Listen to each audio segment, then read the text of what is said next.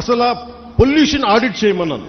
అది దివీస్ కావచ్చు, అరబిందో కావచ్చు, డెక్కన్ కావచ్చు, చిన్న చితక పరిశ్రమలు ఏమున్నాయో.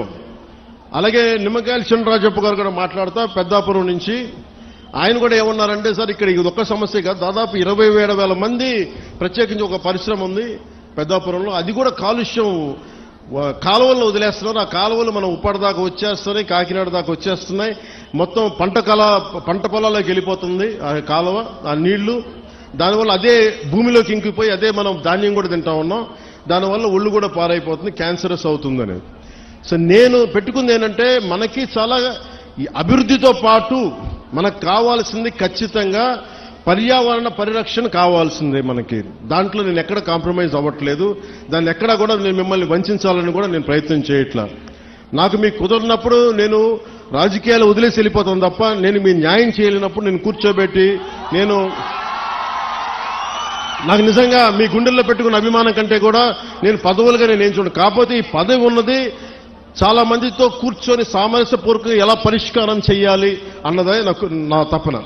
సో నేనేం చెప్పానంటే, ముఖ్యంగా నేను చెప్పింది ఏంటంటే, అసలు ఎంత పొల్యూషన్ జరుగుతుంది ఆ ఆడిట్ని ఒకసారి చేయమని చెప్పాం.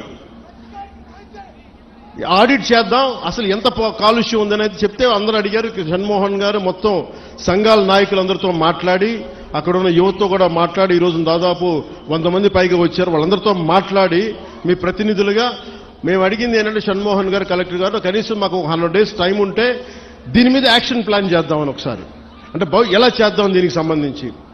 ఎందుకంటే మీరు బోట్లు దెబ్బతినకూడదు, మీకు మీ వేటకి ఇబ్బంది పడకూడదని దీనికి ఏం చేయాలంటే ఒక ప్రాపర్ యాక్షన్ ప్లాన్, ఒక 100 రోజుల సమయం అని అడిగాం. సో మిమ్మల్ని కూడా నేను ప్రతిపాదిస్తుంది, మిమ్మల్ని అభ్యర్థిస్తుంది, మీ అందరినీ వేడుకుంటుంది.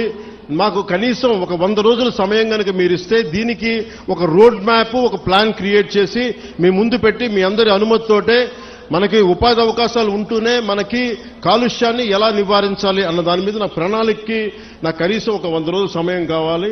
ఆ 100 రోజుల సమయాన్ని మిమ్మల్ని ఇమ్మని నేను ఆర్థించడానికే నేను ఈ రోజు మీ ముందుకు వచ్చాను.